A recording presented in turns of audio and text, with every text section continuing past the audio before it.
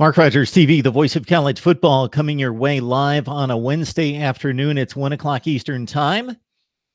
We did not plan to do a live stream necessarily this afternoon, maybe tonight, to talk college football, preview the 2018 season, talk about our previews and predictions that are upcoming, discuss our schedule rankings that we're in the midst of releasing right now, 70 all the way up to number 1. We have just released a Vanderbilt at number 50, number 13 in the SEC. And of course, our various team reports that you can find on my YouTube channel, Mark Rogers TV, and the audio versions at Podbean, iTunes, Stitcher, and Google Play. All right. Would also like to remind everyone that, as I mentioned during the live stream from 2 nights ago, that we've got a phone line, at least for the next week. I'm going to try out this particular phone line from Phone Burner. The number is 860-400-5696. That's 860-400-5696. So if you would like to make a call into the show, during the show, not after the show, but during the show, while we are doing the live stream, I will certainly take calls from anyone and everyone talking college football. So I leave it wide open to talk college football, but the reason I'm striking up the live stream is the news that's breaking concerning Urban Meyer and his knowledge of Zach Smith's transgressions against his wife and the domestic violence that ensued starting in 2009 when Smith was on Urban Meyer's staff at Florida. Now, we talked to Steve Hellwagon last week from 247 Sports about this incident that was released in regards to the latest occurrence that required a restraining order and protection for the young lady, Zach Smith's wife, or former wife, just recently, and that was addressed at Big Ten Media Days. What was not addressed necessarily was the possibility that Urban Meyer knew of previous issues. There was one in 2009 in which Urban Meyer did say that at that point they were newly married, that he was going to help with counseling and set up a counseling session and series of sessions between Zach Smith and his wife, and then continue from there.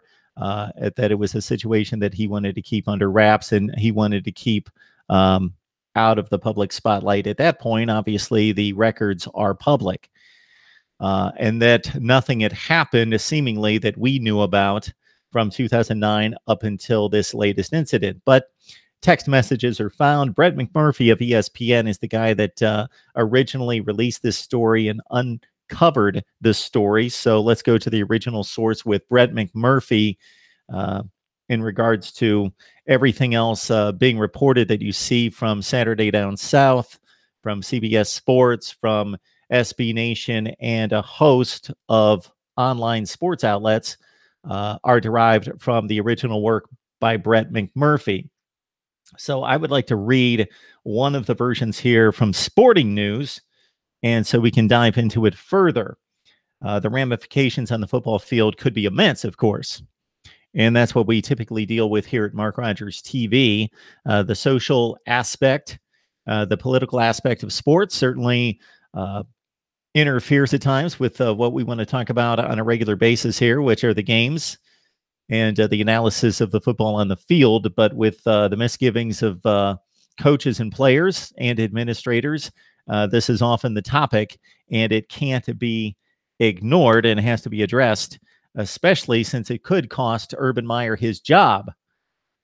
I would expect that Ohio State would go to great lengths to protect Urban Meyer and his status as Ohio State football coach. But if it's just way beyond the aspect at which the public outcry would be too great, and the possible avoidance and the neglect concerning this incident and past incidents, that it would become like the Jim Tressel situation, in which Jim Tressel didn't overtly do anything wrong. He was not taking part in any infractions legally or against the NCAA, but he had knowledge thereof and therefore ignored it, covered it up, and did not report it. And that cost Jim Tressel his job, despite the great success he had at Ohio State. And he was coming off a team that went 12-1, top 3 in the nation. So I'm going to read this from Sporting News, then I'm going to look at the live chat.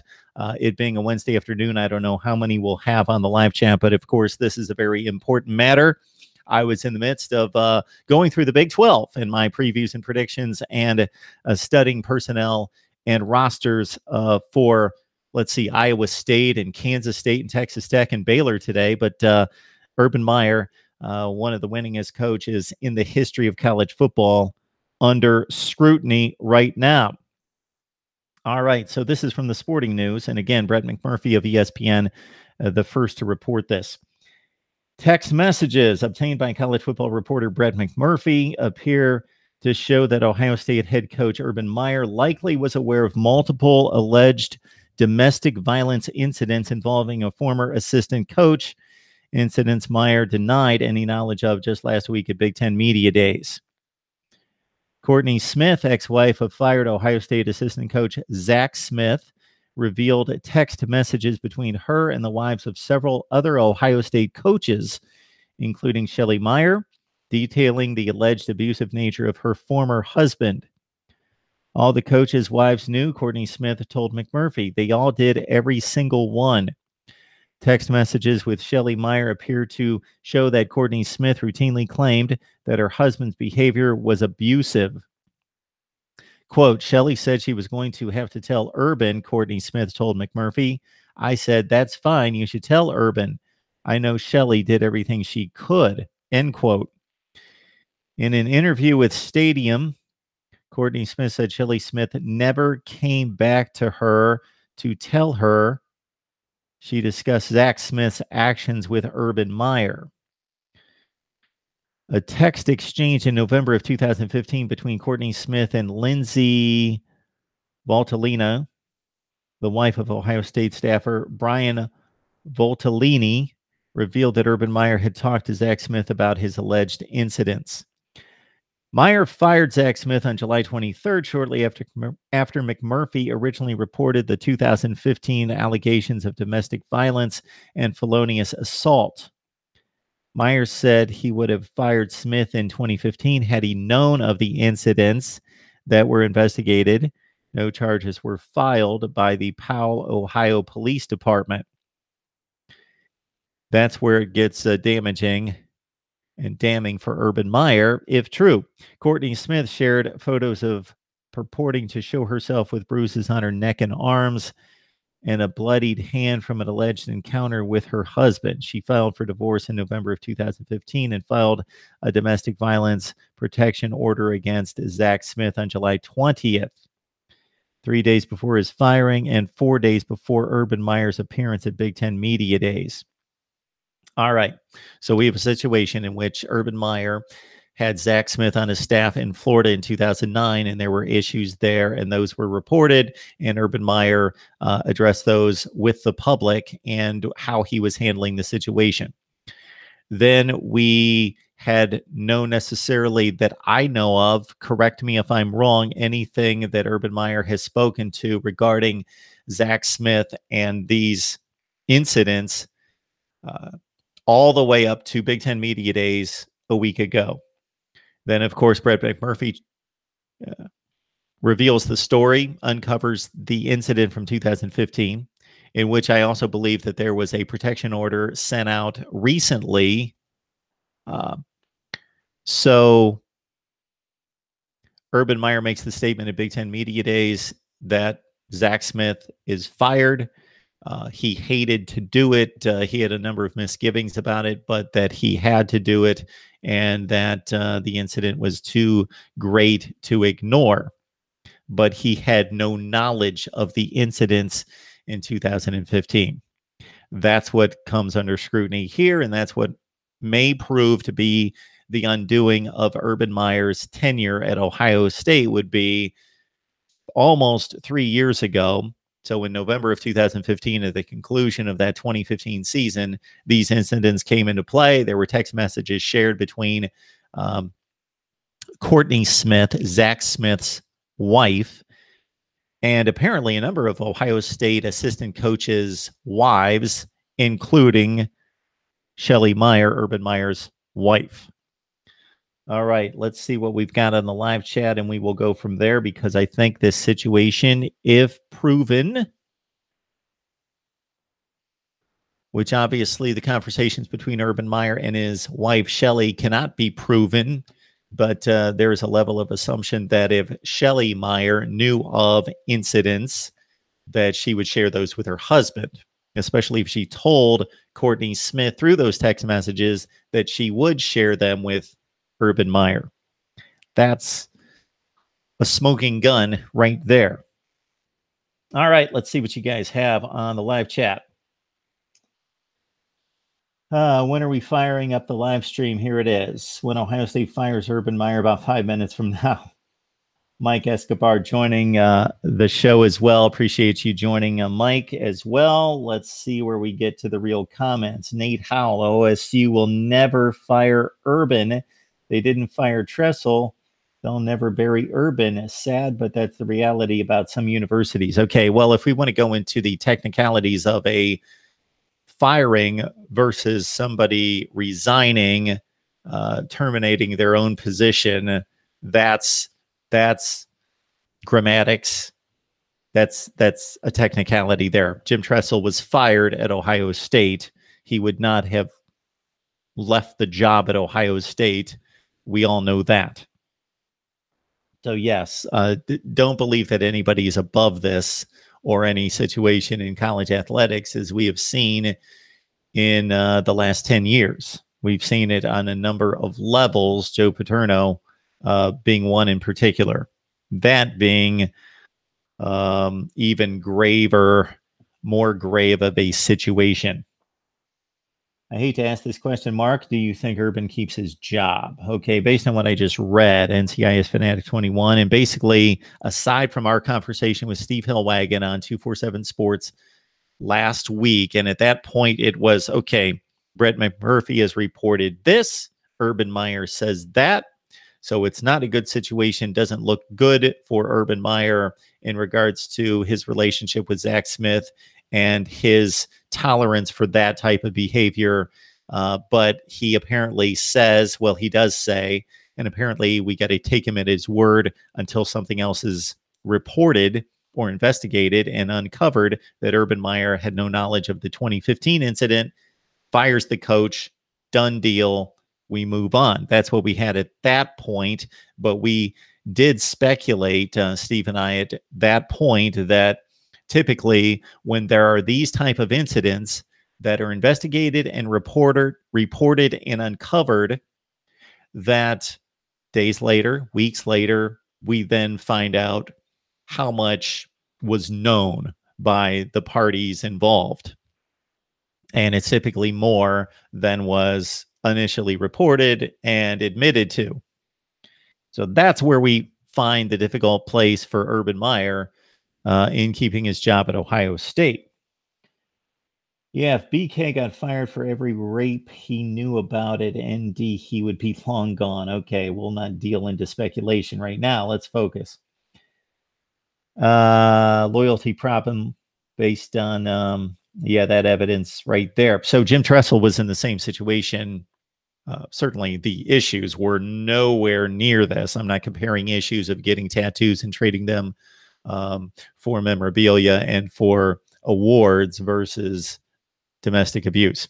Not making that comparison. The comparison I'm making is covering up a situation and not reporting it. So for Jim Tressel, we're talking about athletes that many of us would argue have the right to take the awards that they've earned and trade them for whatever property they would like. In this case, it was tattoos. Jim Tressel, that being an NCAA violation, knew of it. There was a paper trail, emails, and he covered it up. He just let it go and dismissed it, and he lost his job. That's the parallel and the correlation to the Urban Meyer situation. And of course, what Urban Meyer's covering up far, far, far, far, far, far, far more egregious, important, severe than what Jim Tressel covered up. Unfortunately, and I'm not going to dive into the Jim Tressel case because it's not at hand right now, but it's just that exact comparison of covering up or ignoring, looking the other way, is that Jim Tressel, many would consider to have been loyal to his players and in basically not turning them in to lose their eligibility, being loyal to Terrell Pryor, Boom Herron, DeVere Posey, and others at the time. So there's almost a credibility factor in the positive light for Jim Tressel. I don't believe that he was doing it for selfish or self-centered reasons, because basically he could have handed in those players. Sure, he's not going to have as good a football team in 2011, but he's the head coach at Ohio State. He's winning 11 and 12 games a year. He's going to national championship games. He's winning Big Ten titles. He takes a dip to 8-4 one year, and then he's back at it. So on the surface, my belief is that Jim Tressel did it based on loyalty to the players. Urban Meyer obviously did this based on loyalty to Zach Smith, but it was misguided loyalty, at least it appears. All right. Nate, he was loyal in keeping that information private. Urban Meyer needs to go, says J.R. Thurman. Michigan and Miami will need a new coach after the opener. Okay, let's stay focused. Jim Harbaugh and I going nowhere. Colton Hawthorne, he has to go. This is unacceptable. Volunteer Roadshow, appreciate you jumping on board. Appreciate everyone joining us. Of course, the late notice. I just struck up the live stream because of the issues here and the weight of the coach with the third winningest record in the history of college football on the ropes at one of the blue blood programs at Ohio State. If this happens elsewhere, based on my coverage of college football and what I try to report and try to cover in regards to analysis, if this happens at Boise State or Oregon State, I'm still on here and we're still discussing it. But it becomes even more severe and more important from a football aspect when it's Ohio State or Michigan or Alabama or Penn State, as it was 7 years ago, as it was at Baylor. Not as important, but considering the transgressions, extremely severe. All right. Navy Thomas coming in with a different opinion, which I like here off the cuff. I'm going to read through. This is flat out BS, holding the coach accountable for what his underlings did while Urban was not there. What is he supposed to do? Hold hands with all 300 or so underlings that work for him. But once he has knowledge, he has knowledge. He has knowledge of transgressions against his wife, domestic violence. I'm not getting around that part of it. That one's difficult for me to dismiss. Yes, Navy Thomas 8, in this hypersensitive world, I believe that, number one, we don't have enough grace for people, and maybe I shouldn't take it down this path because I don't want to misrepresent myself, because I don't want to discount the severity of the discretions. They are through the roof. But the court of public opinion sways these kind of decisions way too much. We see people getting kicked out of broadcasting jobs and people being kicked off the internet and people being put into certain places from a social status and from a job status and losing employment because of an allegation that's not even substantiated because it hits one of the red button areas. And the court of public opinion says that person's a bad person, get them out. And we've seen it all over the place. We see it in college athletics when there is an incident involving a player, even before it's tried, they're kicked off the team. And then we see it in the case of the court of public opinion, because advertising money says we are no longer going to back this person. Therefore, then the employer of that person boots them even before the case is settled and before we get to the truth. And they are fairly tried. Number one ND fan, if someone told you they were being held hostage by gunpoint and you don't do anything, it's partially your fault. Nate, just like MSU got stronger with Michigan was down, this may be the rise of Harbaugh. Nate, how wishful thinking. Even if Ohio State went down, Michigan is third in line in the Big Ten East. If D'Antonio hasn't been fired, Urban's fine. And Jimmy isn't going anywhere unless he gets fired. This is the dream job. Okay. Big distinction here between D'Antonio and Meyer is not the severity of the transgressions, but D'Antonio, widespread issue, couldn't be pinpointed in any one direction. There was no specific email, text evidence to point D'Antonio to having knowledge. Versus Urban Meyer, this is a one-shot deal. He's in charge of the football program. One of his assistant coaches has made these number of transgressions, and Urban Meyer, it is proven apparently that he had knowledge. Bam. He's one guy. He's in charge. He had knowledge. He didn't do anything about it. D'Antonio, this is football. It's basketball. It's other sports. There's no paper trail back to D'Antonio specifically. It's just he's in the program. He should know better what's going on. He should know the culture. He's part of the culture. He determines the culture. So it's more vague, and he looks bad being part of a situation and being at the top of the power structure of a culture that allows that type of behavior. So that's the situation with D'Antonio. It's more vague. It's more general in regards to him being at the top. With Tom Izzo in regards to public eye, public image, and what's the culture at Michigan State athletically in the athletic department. It's really bad, and Mark D'Antonio is near the top. That looks bad, but there's no direct correlation. There's no direct line in terms of evidence back to Mark D'Antonio. Urban Meyer, there's a straight line. As long as Shelley Meyer talks to her husband about such issues, especially when she tells Courtney Smith, Zach Smith's ex-wife, that I'm telling my husband, and that's on a text message, then that's a direct line. Michigan State and Penn State are on a higher level than Michigan. All right, dream job. Yes, we're talking Harbaugh again. Okay, guys, let's take turns holding Mark's hand so he does not do anything to get fired off his live streams. Navy Thomas, you know the workings of the internet and the power brokers that be on those companies that seem to rule the stock exchange these days, the likes of Google and others, as well as I do, if not better. That's an apropos comment.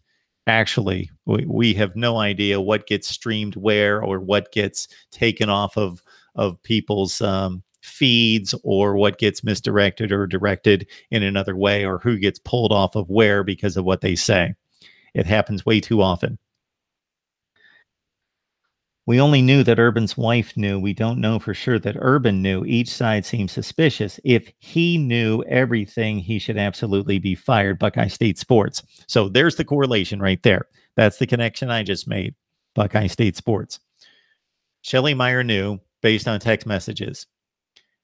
If I read that correctly, she told Courtney Smith, Zach's wife at the time, that she was going to report this to Urban and talk to him. I shouldn't call it a report. Speak to her husband about it. Now, maybe it can't be proven. It's like a smoking gun. The guy standing there, we don't know that he shot the gun, but the gun's at his feet and it's just been fired.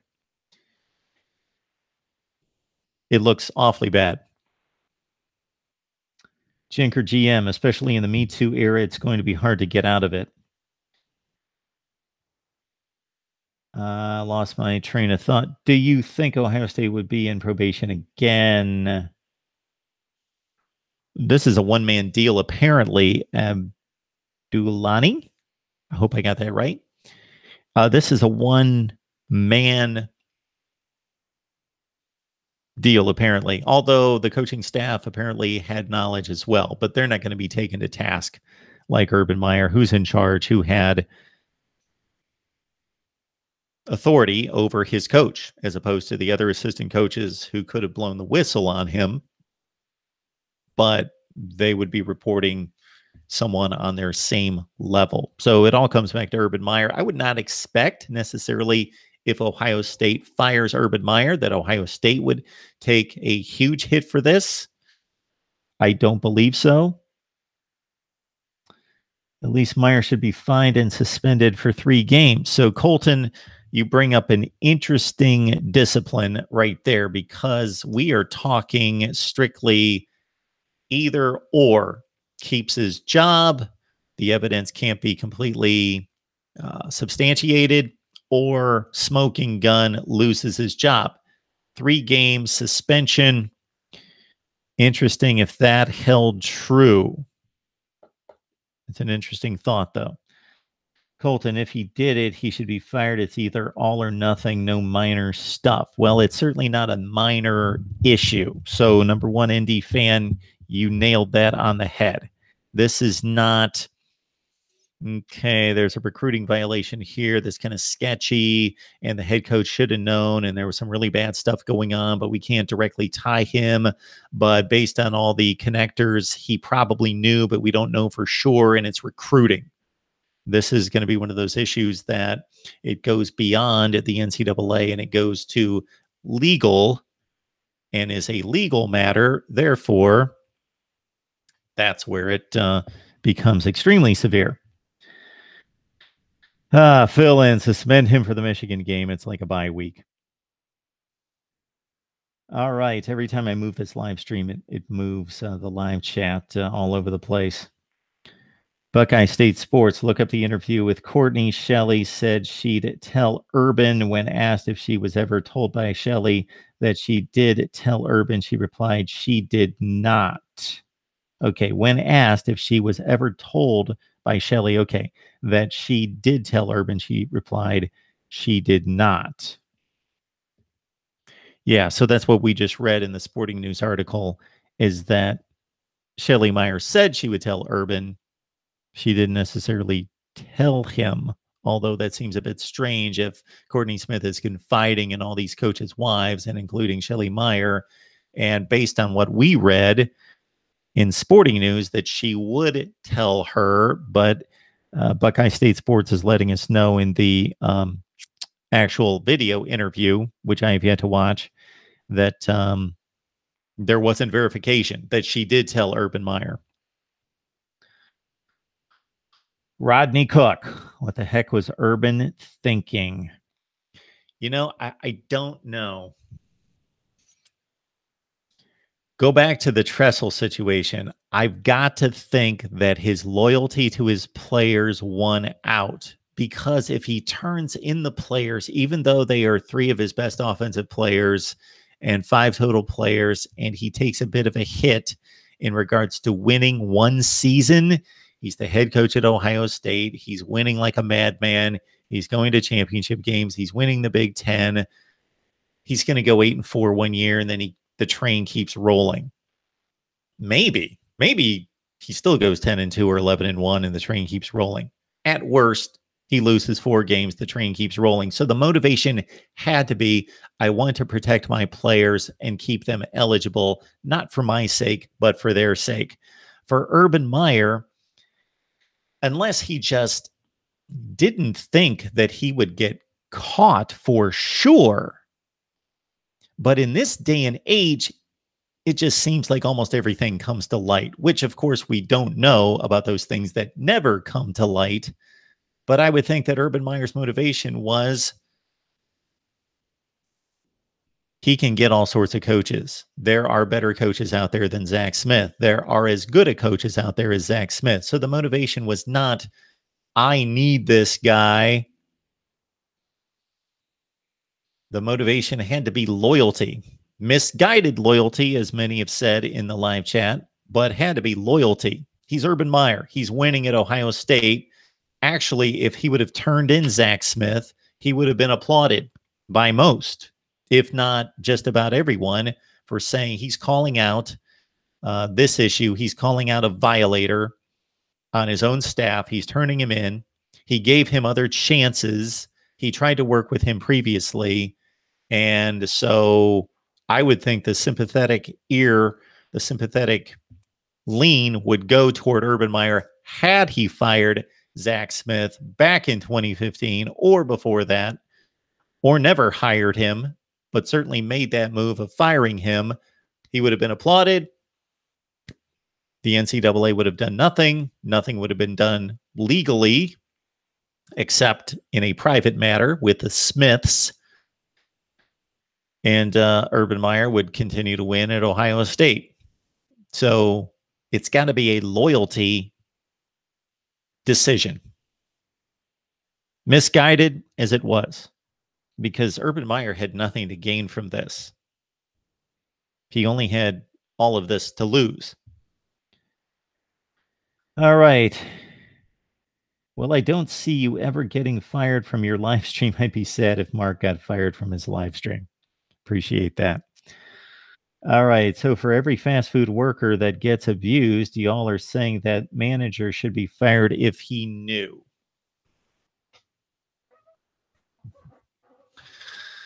Well, I can speak to what would be expected of me at my job.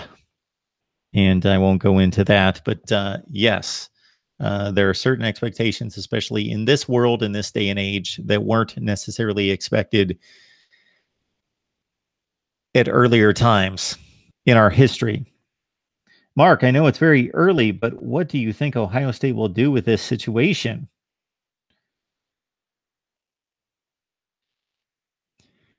This is what I'm thinking, and many of you guys joined the chat a little bit late. I tried to fire it up and then kind of hang out to let you guys kind of catch up so I wouldn't be giving my opinion right out of the gate, and many would miss. But of course, if you missed the beginning of the live stream, please, as soon as it posts, just go back and watch the beginning. I tried to fluff it up and talk other matters, Mark Rogers TV matters right off the top to give you guys some time to jump in and so that I could address it, because I believe I did that.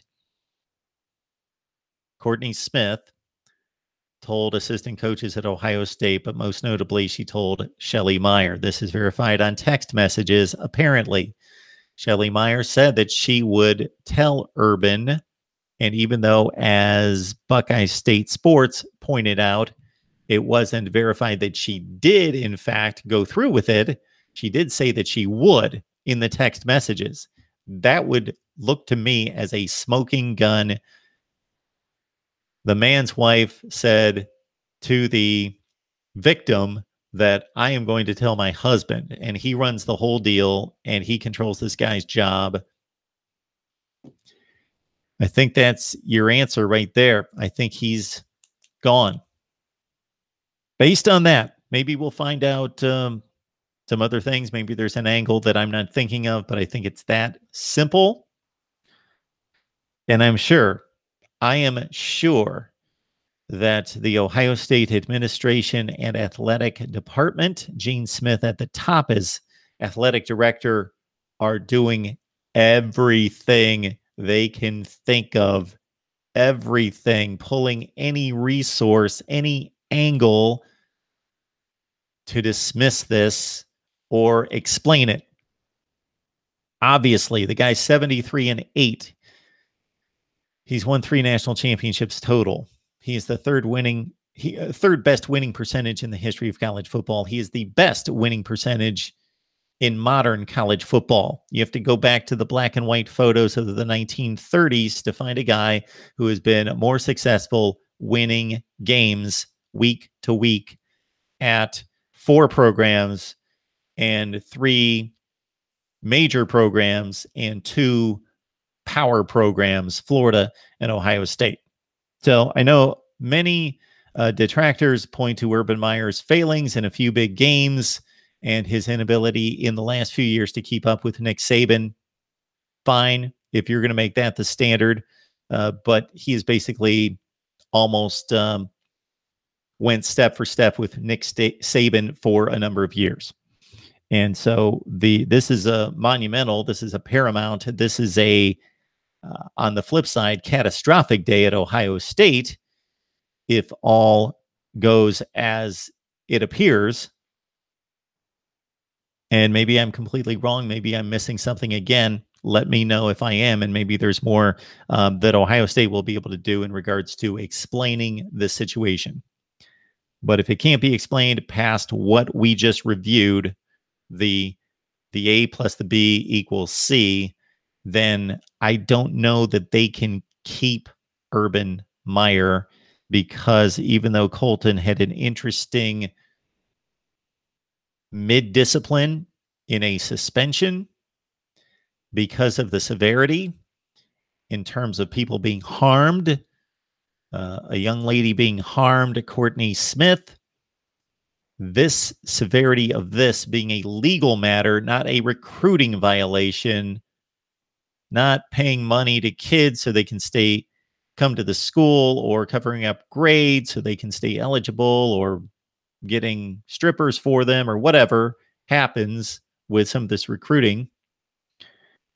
This is a matter that is a legal matter.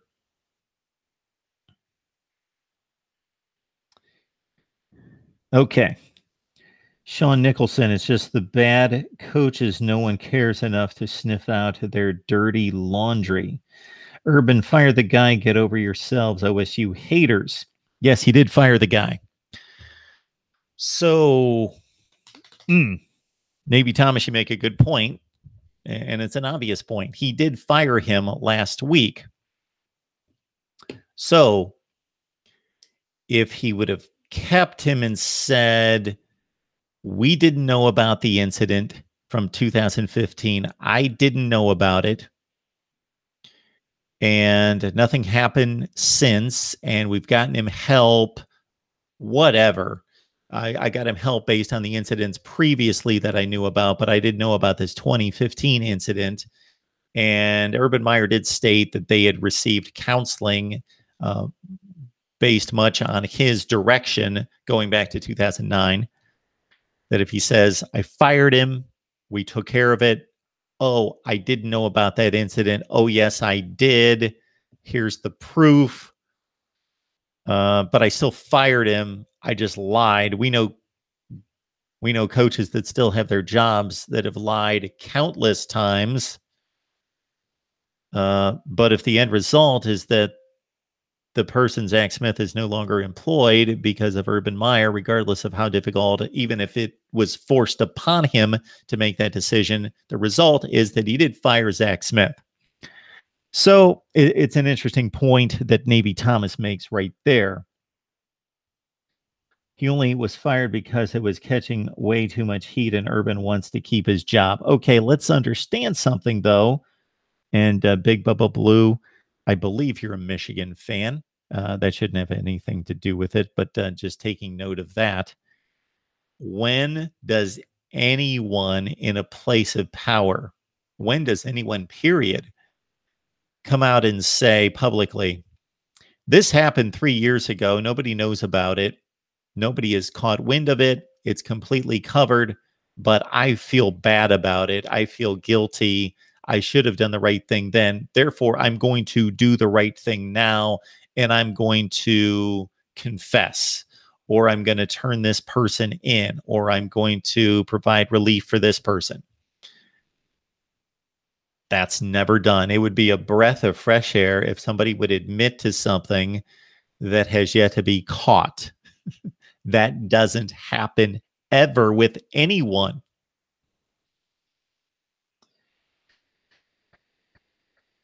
Big Bubba Blue wants Urban to stay so Jimmy can beat him. Colton, if is about a staff member hitting a woman, yes. Okay, Brian McBride, we've not heard from you. Brian, welcome to Mark Rogers TV, the voice of college football, where we typically like to talk about more levity, little lighter matters on the field. I don't see how you can give him points for firing him 3 years after finding out. Sean, you're missing America's ability to bend their morality right now. I think it's 50-50 Meyer makes it out. Who in Ohio wants to prosecute Meyer? And Bobby Bowden made it through some tough situations there at Florida State that seemed very, very damning. And he made it out. But again, did any of those involve legal issues? I think they did, but when we're talking about drugs or we're talking about money or we're talking about weapons, we're not talking about abuse against an individual, against a woman. All right. He only was fired because it was catching way too much heat. Yes, we caught that. Anything else I missed in the live stream? Assuming he did know about 2015 before we did, should have fired him at Florida. Okay, Colton, we do understand that based on the information I had, that there was an incident in 2009 at Florida, and they were newly married, Zach Smith and Courtney Smith. Urban Meyer knew about it, knew about the incident, reprimanded Zach Smith, or at least got him counseling. It was made public record. It was on public record, and Urban Meyer addressed it, and it was addressed in that fashion. And for a first known offense, I think that would be the proper way to handle that and not just say, you're fired, you're gone.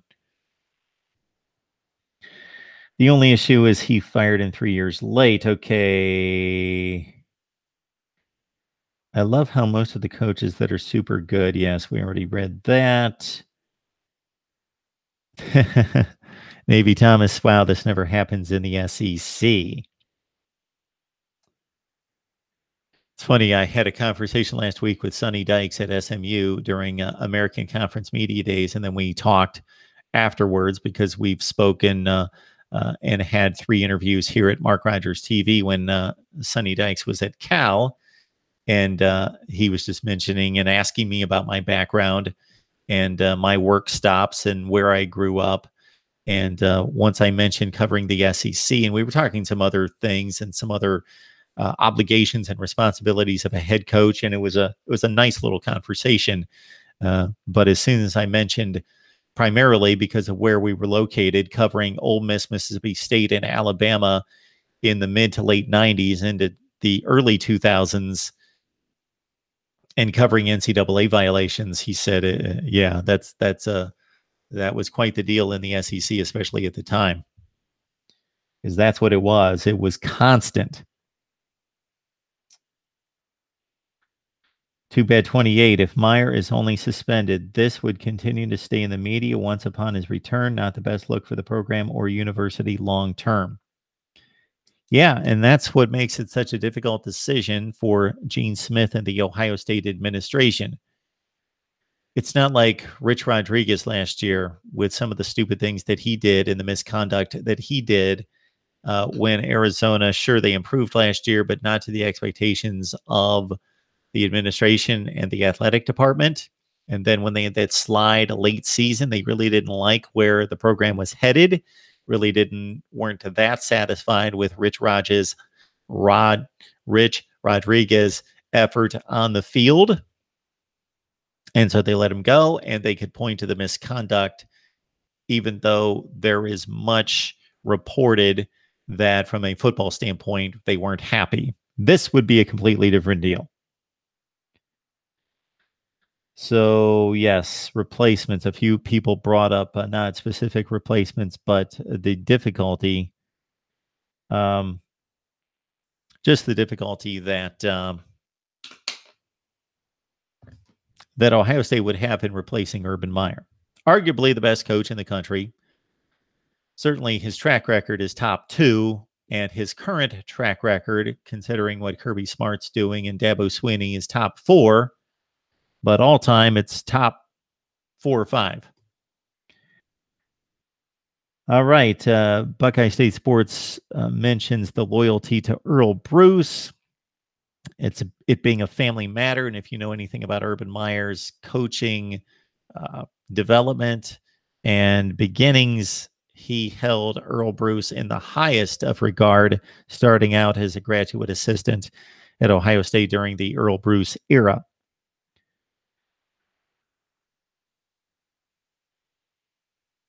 All right. I would like to remind everyone that for the next, let's say, 5 days, I've got a phone line here, 860-400-5696. And so you can call during the show, during the live stream here, and I will take your calls, and we will have a full-fledged call-in show. Now, when I say I've got this for the next 5 days, that doesn't mean we're not committed to a call-in show long term. That just means for this particular app, I'm trying it out and would actually like to try it out by having one of you call as the call-in show. I apologize that I don't have the graphic to show you, but it's 860-400-5696. I will put that in the chat. Call in is 860 400 5696. I am committed to doing a call-in show long term. I'm just trying to find the best software and application to do it. And right now it's just a secondary line that's kind of a fake phone number of sorts that calls through to my cell phone.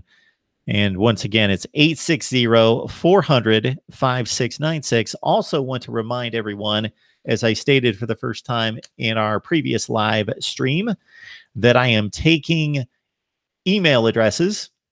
I'm not going to abuse them. You're not going to get junk mail from me. You're not going to get hounded by me.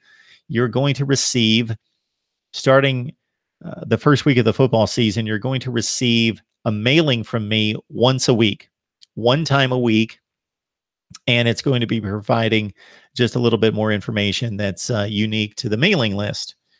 And just additional content, perspective, a specific take on something, a little bit more insight into what we have here at Mark Rogers TV. So I'm taking a call right now.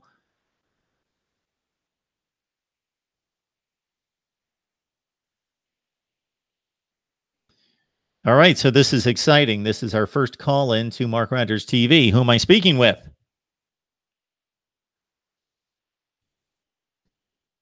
Apparently somebody who got a bit gun shy. All right. So anyway, that knocked me off my live stream for a second here. Let me get back in play. There we go. So this may not be the phone application that I need. It may be faulty, may not be the best route. The best route is to go through the software and do it there. So I know you guys want to talk college football and Urban Meyer in particular. Just wanted to take a quick timeout to let you know that for the next 5 days, I do have a phone line that somebody apparently just called, 860-400-5696. Here comes the call again. Caller 2 to decline. Yes, this is Mark Rogers TV. Who am I speaking with?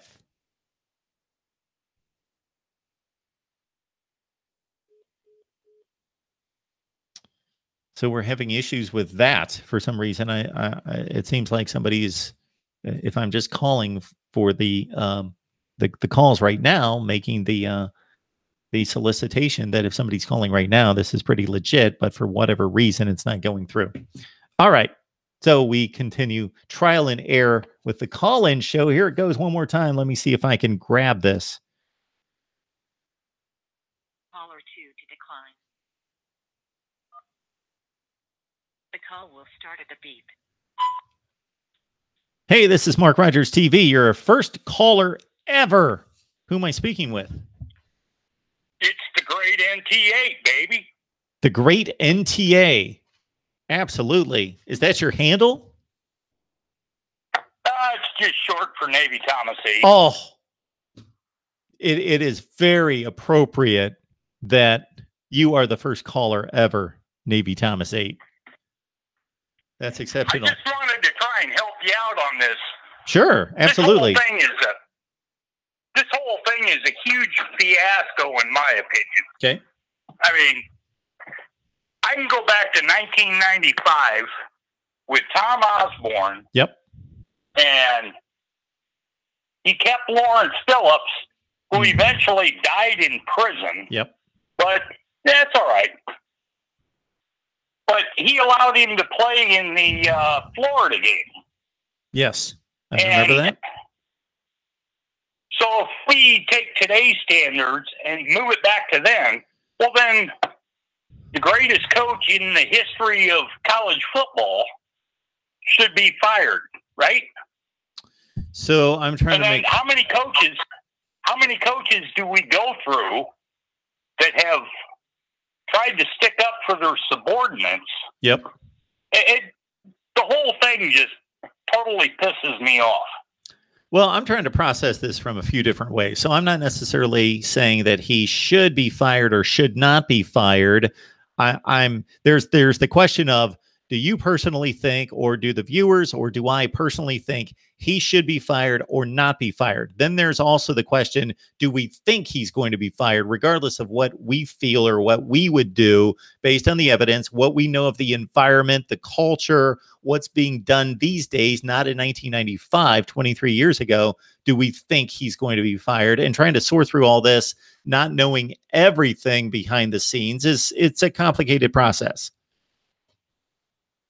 You know who's going to decide this?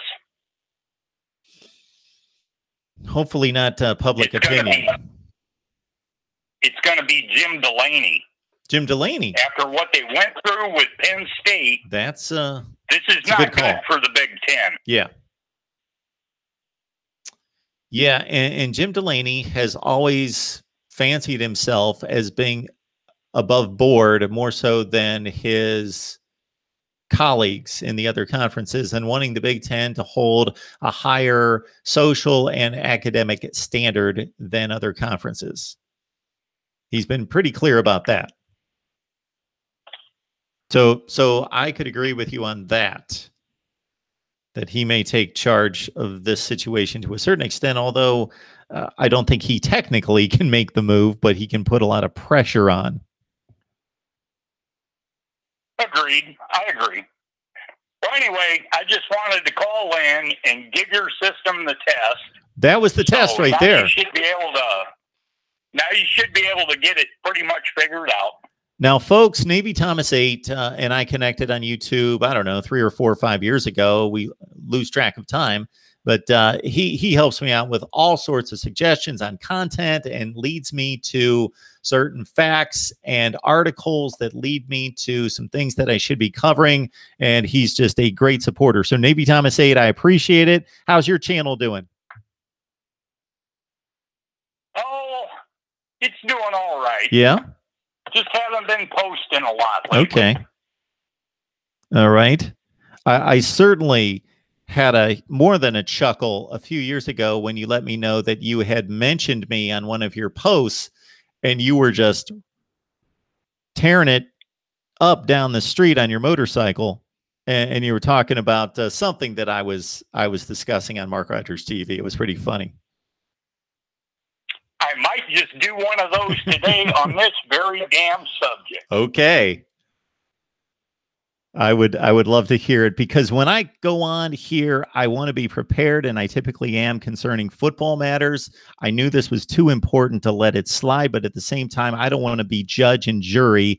I just want to try to read the facts, give context to the story, and then just kind of let you guys talk. And then I'm just sitting up here kind of, I'm not prepared. It's not like I thought about this for an hour and then came up with talking points and conclusions. So it's all off the cuff, and I just thought I would open it up as a forum here to discuss this matter and what should happen or what could happen.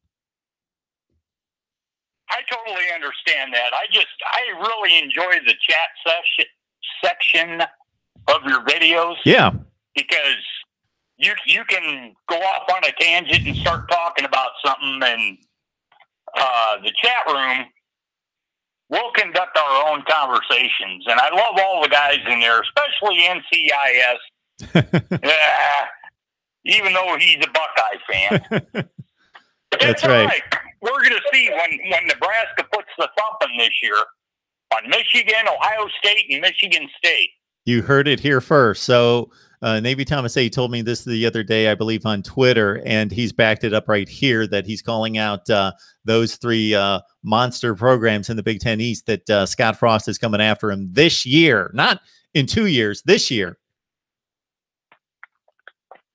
So that's about all I got to say, other than go Big Red and throw the bones, baby. NTA, appreciate that, sir. Thanks for your service to our country. We'll talk to you later. Yes, sir. All right. Goodbye. All right, the phone line works. Navy Thomas 8. Very appropriate, as it would be with a number of you if you would have been the first caller in. And that's how we're going to do it to start, at least, is just hold the phone up to the mic. I actually, a credit to Uncle Lou. I said, how are you doing the call-ins? Because I see a number of ways that you can do it legitimately through software and through Skype and taking calls. Said, I just take the cell phone, I set up a different number, boom, I hold it up to a mic, and there you go. And I said, hey, that's the way I've done it. As you guys have seen many times when people can't connect via video, and especially a lot of analysts like a Jerry DiNardo or Glenn Mason recently are on the road and they just want to talk on their phone. That's what I do. All right. Is there anything else we can address with this situation? Anything I've missed? All right. Of course, the comparisons have been made to Penn State. Navy Thomas 8 made an interesting one to Tom Osborne. That situation slipped my mind, but as soon as he mentioned it, I remember it very well. Lawrence Phillips, 1995, Florida National Championship game at the Fiesta Bowl. And now I can't say I remember exactly what Lawrence Phillips was involved in. I believe it was drugs. Don't know if it was anything else in particular right there. All right, folks. So here it is. Colton, appreciate that. Paul Feinbaum 2.0, 860-400-5696. Would love to throw that up there, but I've got all sorts of paraphernalia here. But I'll get that on the big board, as I believe I'm going to have to do during my previews and predictions. So I've seen previews and predictions from a number of people online, and they do what they do, which is fine. I tend to go a little bit more in depth. So I'm really talking about personnel across the board. I'm breaking down each level of the defense and the offense and talking special teams and the schedule. And it's just going to be way too much for you guys to take in 10 or 12 minutes. So I think I'm going to have to throw up the big board with maybe key returning starters or metrics. I'm really crediting Bill Conley from SB Nation. I've looked through his previews to gain the advanced metrics on these teams, which go way beyond and are much more intricate and specified and accurate beyond just the total offense and defense numbers, the advanced metrics to try to make my predictions.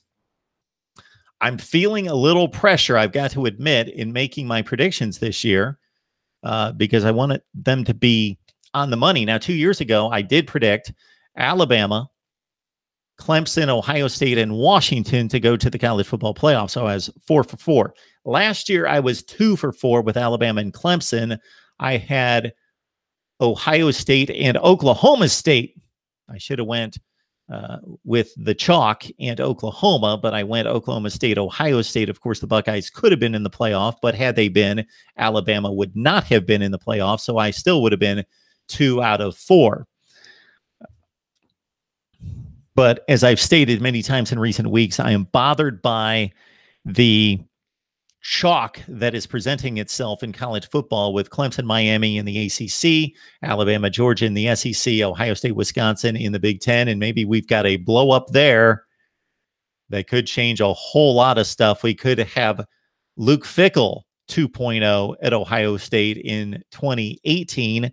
Of course, Luke Fickell had to take over the program post Jim Tressel in 2011, and Ohio State went 6-7. I think I could stand on the sideline this fall, and Ohio State would not go 6-7. So, but it could be the difference between winning the Big Ten and going to the playoff and finishing third in the East and going 9-3. Could be. All right. Accused. Did she leave him timetable and knowing Urban's future. Multiple wives don't leave if beaten, especially if they're rich. All right. So you guys are having a great time with the live chat. I can't dive into all those aspects of it right now because you guys are carrying on your own conversation, and that's what the live chat is for. So I try to dive into the live chat so I give you guys some response because many of you guys have questions and comments specifically for me, and I don't want to miss those. But I love it that you guys have your own conversations and talk up college football. And of course, this is a huge one. And yes, Colton, excellent point. I didn't go there quite yet. Ohio State has 2 former head coaches on its current staff. You would think Greg Schiano would be the first one in line to take over if Urban is cut loose. I don't know how Fickle went 6-6. That team was talented as well. It was a difficult situation. He was not prepared for the job. He was a defensive guy at the time, a defensive coordinator. Of course, he's got the job at Cincinnati right now and went 4-8, but should do much better at UC going forward. That 2011 Ohio State team also lost 5 of those 6 games by less than a touchdown. Very, very, very close games. And then in the bowl game against Florida, the same thing. They lost 24-17 with Braxton Miller at quarterback, who was just a true freshman at the time and didn't even start at the beginning of the season. That was Joe Bosserman, who was, yes, I will declare it right now, the worst modern-day Ohio State quarterback ever. All right. You're right to question the chalk mark. All teams have weaknesses and question marks. We're willing to critically examine them. And I'm trying to do that right now. I'm looking at Utah possibly breaking up the Pac-12 South and winning that division.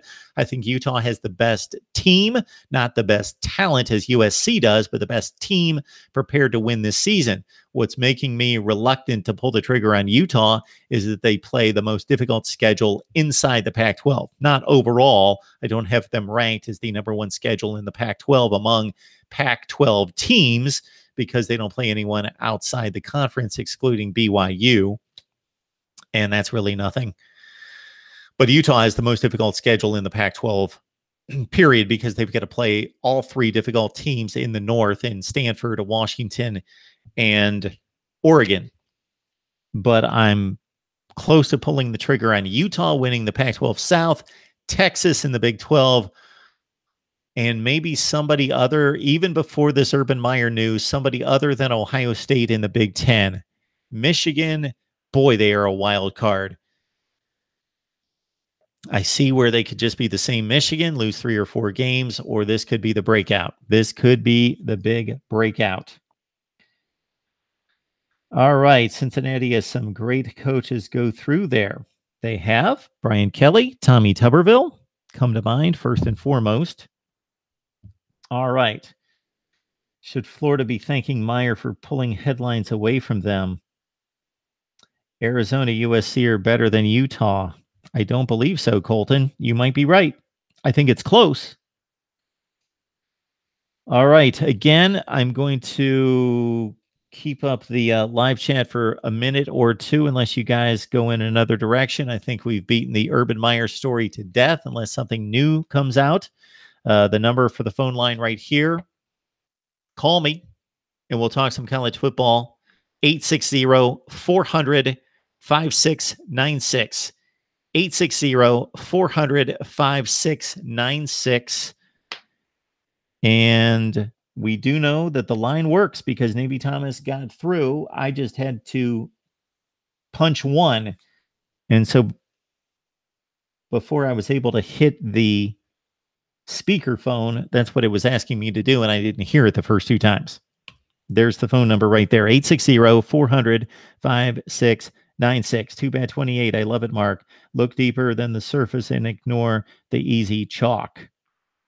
I could not believe, for any of you that missed the live stream last time, that when I looked at 2016 win totals translated to 2017, that there were 22 or 23 teams in the Power 5 and the major independents out of 68.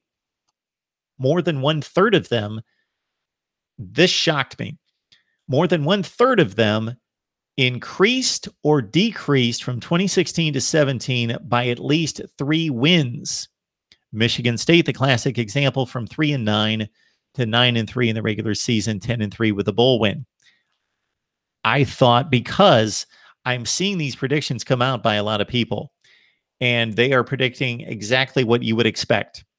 Ohio State 11-1, Penn State 10-2, Michigan State 10-2 or 9-3 on down the line. Wisconsin 11-1, Iowa 9-3, and through all the conferences, right in line with the Football Power Index, which is a predictor of games. But of course, it's a predictor of games in terms of what's expected and what is the chalk.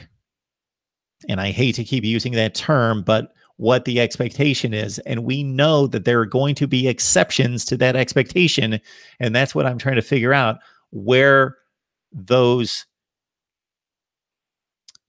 aberrations are going to occur, where those teams are going to decline or rise significantly, because it happened 23 times last year. Oregon State went from 5 wins to 1. Oregon went from 4 wins to 7. Arizona went from 3 to 7. There was one more in the Pac-12. Colorado went from 10 to 5. Nebraska went from 9 to 4. Michigan State from 3 to 10. Minnesota went from 9 wins to 5. So again, there were 23 teams in the country that either increased or decreased their wins by 3 or more. And when I look at the predictions that I see across the board, nobody is varying off of what the expectations are. That Clemson's going to go 12-0 or 11-1. Then Florida State's going to go 9-3. Then NC State and Louisville are going to go 7-5 or 8-4. Then Boston College is going to go 7-5. Boom, boom, boom, down the line. Miami's going to go 11-1 or 10-2. Virginia Tech's going to go 8-4. Boom, boom, boom, down the line. We know that that's not necessarily going to happen, because 23 times last year, somebody improved a ton or declined a ton. Now at the very, very tippy top, especially if Urban Meyer keeps his job, the Blue Bloods may play into the college football playoff as expected. Ohio State, Alabama, Clemson, Oklahoma, or Ohio State, Alabama, Georgia, Clemson, or something like that, Washington included. We have about 6 or 7 teams in the Power 5 that are expected to make the playoff. 4 of those 7 or 8. It's basically Ohio State, Clemson, Miami. It's basically Ohio State, Clemson, Alabama, Georgia, Washington, Oklahoma. And then the second tier consideration would be Penn State, Michigan, Wisconsin, Miami, West Virginia. A lot of people like Texas. And that's it. Almost everybody has Washington out of the Pac-12 if they make the college football playoff, which I think is going to be determined by the Auburn game in week 1. If they lose that, unless they sweep the Pac-12 and get help elsewhere, that's going to look bad on the Pac-12 coming off of what we had last season. All right, Nebraska makes a bowl game and wins. 10-2 Missouri, 11-1 Mississippi State. Now that's what I'm looking for right there. 10-2 Missouri. I've done complete SEC and Big Ten predictions so far. My biggest difference was a 6-6 Northwestern. They have a very tough schedule. So I know that you guys have only seen my posts all the way up to schedule number 50, which is Vanderbilt, but I've actually gone all the way down through number 13. I've recorded all these. I just need to post them, and I'm not going to obliterate you with 30 or 40 teams at once. So every several hours, I release another one. But I have gone all the way down to number 13, and I've got Northwestern rated extremely high in terms of schedule difficulty. Wisconsin, Michigan, Michigan State, Notre Dame, Duke. I'm missing someone else in there. Yeah, Northwestern could take a tumble from their 10-win 2017. 5-7 LSU would be a good example of that happening. Arizona 11-1. Colton, you love Arizona. You love the Cats. Bear down. I have Northwestern beating Michigan.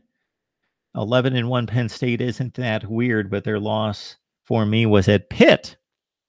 Could be interesting. Certainly happened 2 years ago. Then they rallied to go 10-2.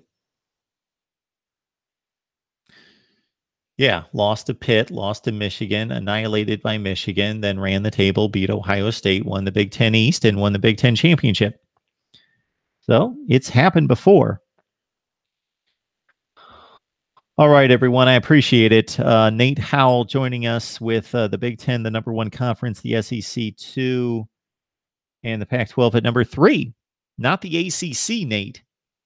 The ACC at number 3. And that's something that I do each and every off season. For those who have only been watching for a few months, I rate all the conferences based on the Power 5 results at the end of the season. So look forward to that after the bowl games and after the national championship game, in which I take all the results from all the games in the Power 5 and I see the teams. So not every game is weighted the same, and I rank the conferences. I give a metric to it. So I could never begin to thank or acknowledge or credit all of you. You know who you are. Thank you for supporting Mark Rogers TV, the voice of college football. For those people out there that love college football in your realm of influence, family, friends, Facebook acquaintances, let them know we're here and we are getting you set for the 2018 season with currently scheduled rankings. I don't know how many of you, and I've said this before, are really into the schedule rankings. I should have done them a long time ago. And next off season, I will. That will be a January/February project, because that's when we need to talk schedules and rank the schedules. But as soon as those are released, I will have previews and predictions on every team in the Power 5.